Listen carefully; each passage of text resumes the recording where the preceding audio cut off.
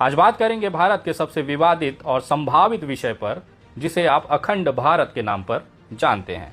जी हाँ, ये अखंड भारत वो अवधारणा है जो हर राष्ट्रभक्त अपने दिमाग में रखता है। कोई भी ऐसा राष्ट्रभक्त नहीं होगा जिसके आंखों में अखंड भारत के सपने नहीं होंगे। आपने बहुत सारे सोशल मीडिया फोटो पर देखा होगा कि हमारे देश के विश्वगुरु प्रधानमंत्री नरेंद्र मोदी भी एकटक कभी कभी भारत का मैप देखते हैं तो उन्हें दिखता है कि हमारा अखंड भारत कहीं पीछे छूट गया। मुगलों के और अंग्रेजों के शासनकाल के दौरान भारत के टुकड़े किए गए, लेकिन अब समय आ गया है, इन राष्ट्रभक्तों को दिखने लगा है कि अखंड भारत को संभावित करे को वास्तविकता में बनाया जा सकता है। लेकिन क्या होगा कि अगर ये अखंड भारत का सपना हकीकत हो जाए? उस समय की क्या स्थितियां होंगी? उस समय भारत कैसा दिखेगा? उसको रूबरू कराने की एक छोटी सी कोशिश विनय दुबे तथ्यों के साथ आपके सामने पेश करना चाहता है। 2002 के बाद, गोधरा दंगे के बाद भारत के अंदर हिंदू मुसलमान का जगह जो जहर है वो गली गली घर घर पहुंचा है। बचा कुचा काम टीवी के चैनलों पर बैठे हुए एंकरों और उनके न्यूज पत्रकारों ने किया है। हर शाम को 7 बजे वहां पर बकरे लड़ाए जाते हैं और हिंदू मुसलमान के नाम पर लोगों को नफरत परोसी जाती है। वहां आपको ये बताया जाता है कैसे 200 साल 800 साल मुगलों ने राज्य करके हमारे कितने मंदिरों को तबाह किया। आपको वहां यह बताया जाता है कि एक मुसलमान का लड़का कितना देश के लिए खतरनाक हो सकता है, इस्लाम किस तरह से फैल रहा है और भारत इस्लामिक राष्ट्र की तरफ बढ़ रहा है। आपको हर सोशल मीडिया पर दिखाई हुई पोस्ट में आपको दिखेगा कि किस तरह से भारत के मुसलमान, जो कि केवल 14% है या लगभग 20 करोड़ की आबादी है, अगले 10 सालों में भारत को इस्लामिक राष्ट्र बना देगा। केवल 20 करोड़ की आबादी से भारतीय जनता पार्टी की IT सेल और उनके तमाम कार्यकर्ता इस कदर परेशान हैं कि आज राशन की दुकानों पर उनके बाप, उनकी माँ, उनकी बहनें मोदी जी का छाप वाला झोला लेकर भीख लेने को मजबूर हो चुकी हैं। ये उनके हक का पैसा है, टैक्स के पैसे से दिया हुआ राशन भले आपको मिल रहा है, बात अलग है कि उस पर मोदी जी की फोटो लगी है। लेकिन ये वाकया होने के बाद ये केवल चुनाव तक था। चुनाव के बाद एक सरकारी नोटिस आपको पहुंचता है कि जो राशन आपने फ्री में चबाया है, गटारा है, उसका पैसा आपको सरकारी खजाने में जमा कराना होगा, अन्यथा आपके घर की गाड़ी, फ्रिज, टीवी, यहां तक कि मोबाइल फोन को बेचकर उसकी वसूली की जाएगी। ये तो रही वो स्थिति जो आज की हमारी भारत की तस्वीर है। यहाँ पर 98% जो हिंदू है उनके युवाओं को ये नहीं पता है कि उनके आगामी भविष्य में क्या होना है। जैसे तैसे बाप से कर्जा लेकर, माँ से उधार लेकर कोई सरकारी फॉर्म भर तो देंगे, लेकिन ये गारंटी नहीं है कि परीक्षा होगी भी, और अगर परीक्षा होगी तो उसका नतीजा कब निकलेगा उसके इंतजार में आधे बच्चों का जो उम्र है वो बीत जाता है। अगर गलती से आपकी नौकरी लग गई तो आपको पता चलता है कि केवल 4 साल के लिए आपको अग्निवीर बनाकर सरकारी पेमेंट आपको दी जाएगी, उसके बाद आप फिर से बेरोजगारी की कैटेगरी पे आ जाएंगे। जगह जगह आंदोलन हो रहे हैं, रोजगार के लिए मारामारी चल रही है। ये वो स्थिति है जब देश में हिंदुत्ववादी सरकार है। नरेंद्र मोदी जी खुद हिंदुत्व का झंडा उठाते हुए आगे बढ़ रहे हैं और पीछे पूछे हमारे बुलडोजर बाबा भी उसको कंटिन्यू करते हुए हिंदुत्व का ठेका लेकर दिल्ली की तरफ कूच करते दिख रहे हैं। राष्ट्रभक्तों की आंखों में नरेंद्र मोदी के बाद योगी आदित्यनाथ का प्रधानमंत्री बनना लगभग तय दिख रहा है। कुछ पल के लिए मान लीजिए कि अखंड भारत हकीकत में बन जाता है। आज का जो अखंड भारत है उसे 10 देशों का एक समूह माना जाता है, जिसमें अफगानिस्तान, पाकिस्तान, भूटान, नेपाल, भारत, बांग्लादेश, म्यांमार, मालदीव्स और श्रीलंका है। ये वो देश हैं, इवन तिब्बत है, ये वो देश हैं जिसको अखंड भारत सनातन धर्मों में माना गया है। ये वो राज्य है या देश है जहां पर इस समय की भौगोलिक स्थितियों को अगर भारत से जोड़ दिया जाए तो भारत में जो स्थिति होगी वो बहुत ही भयानक होने वाली है।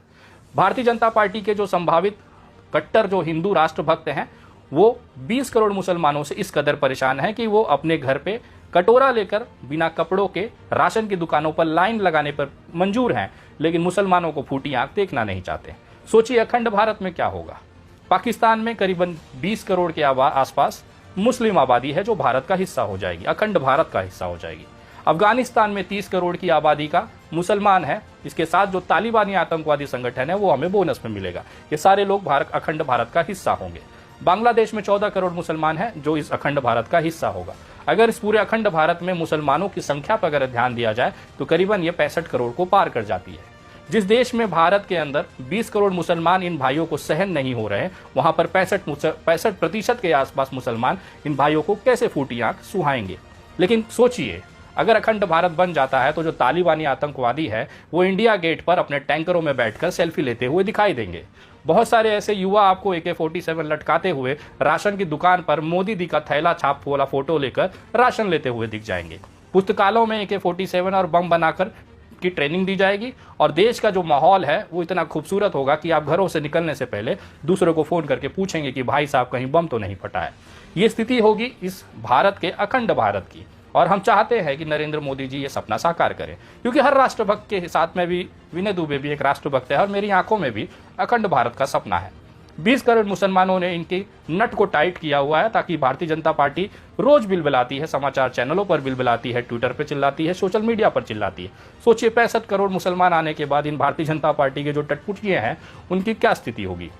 मुझे तो ऐसा लग रहा है कि इस देश में स्कूल बने न बने, राशन कार्यालय बने न बने, पुस्तकालय न बने, शिक्षा का केंद्र विश्वविद्यालय बने न बने, लेकिन पागल खानों की संख्या बढ़ाई जाएगी। क्योंकि आज के स्थिति के हिसाब से अगर अखंड भारत बन जाता है, 65 करोड़ मुसलमानों को झेलने में हमारा भारतीय जनता पार्टी का कार्यकर्ता कहीं पगला ना जाए, नरेंद्र मोदी करते करते कहीं अपने प्राणों की आहुति न दे, वो आहुति जो इस अखंड भारत के लिए सबसे बड़ा जरूरी तंत्र है। तो सोचिए, ये अखंड भारत का जो झुंझुना लेकर हमारे राष्ट्रभक्त रात रात सो नहीं पा रहे हैं, अगर हकीकत में अखंड भारत हो गया तो इनके घर के जो लोग हैं वो बाहर कैसे निकल पाएंगे। आज वो देशभक्त 20 करोड़ मुसलमान भाई इनको नहीं फूटी आंख सुहा रहे हैं, वहां पर 64 करोड़ वो लोग कैसे सुहाएंगे जो दूसरे देशों से आकर हमारे भारत का हिस्सा बनेंगे। सोचिए, तालिबान और अफगानिस्तान वो इलाका है जहां पर विश्व की सबसे मजबूत सेना भी घुटने टेक दी। अमेरिका लगातार 20 वर्षों तक अफगानिस्तान में लड़ता रहा और हालात ये हो गए कि अफगानी लोगों ने उनको खदेड़ खदेड़ कर ये हालात पे लाके खड़ा कर दिया कि अफगानिस्तान से अमेरिकी सेना को वापस बुलाना पड़ा। ये वो अफगानी लोग हैं जो अमेरिकी जैसे एकदम टेक्निकल से भी सबसे मजबूत पावर, विश्व का नंबर 1 जो देश है, उसके सामने भी ये लोग नहीं झुक पाए और ये सोच रहे हैं कि नरेंद्र मोदी और उनके जो सोशल मीडिया के टटपुटिया लवंडे हैं उनके सामने अफगानिस्तान के लोगों को ये झुका लेंगे। तो मैं भविष्य में उम्मीद करता हूं कि नरेंद्र मोदी जी हमारे जो राष्ट्रभक्त लोग हैं उनके सपनों को जरूर पूरा करेंगे और अखंड भारत की तरफ देश बढ़ता रहेगा। जिस तरह से ये एक विवादित मुद्दा है, केवल राजनीतिक स्टंट के तौर पर इसे इस्तेमाल किया जाता है। जब भी हमारे देश में कुछ जज्बाती लौंडे हैं, जज्बाती लोग हैं जिनको ये मुद्दा बहुत लॉलीपॉप की तरफ लगता है, अगर वो रोजगार की बात करेंगे तो तुरंत दिखा दिया जाता है कि देखिए भव्य श्री राम मंदिर बन रहा है। फिर अगर कोई दूसरा मुद्दा उठाया जाएगा तो देखिए हम अखंड भारत की तरफ बढ़ रहे हैं। ये हकीकत है हमारे देश का, केवल एक राजनीतिक झुंझुना है। वास्तविकता में ये होना लगभग नामुमकिन है। मैं ये बातें इसलिए कह रहा हूं कि हम अपने प्रधानमंत्री की जो हैसियत है वो देख चुके हैं। प्रधानमंत्री के फोन पर उनके ही पार्टी का एक हिमाचल प्रदेश का नेता अपना नाम वापस नहीं लेता। उस देश में हम अखंड भारत की स्थिति को लेकर विचार कर रहे हैं और उम्मीद करते हैं कि नरेंद्र मोदी जी जैसा आदमी इस पूरे आर्यवत को एक साथ फिर से अखंड भारत में रूपांतरित करेगा। जिस पार्टी के कार्यकर्ता अपने नरेंद्र मोदी की फोन पर की हुई बातों को नहीं मानते, वो चाहते हैं कि दूसरे देश के लोग भारत के अंदर राजनीतिक और सामरिक तौर पर एकजुट होकर अखंड भारत का निर्माण कर ले।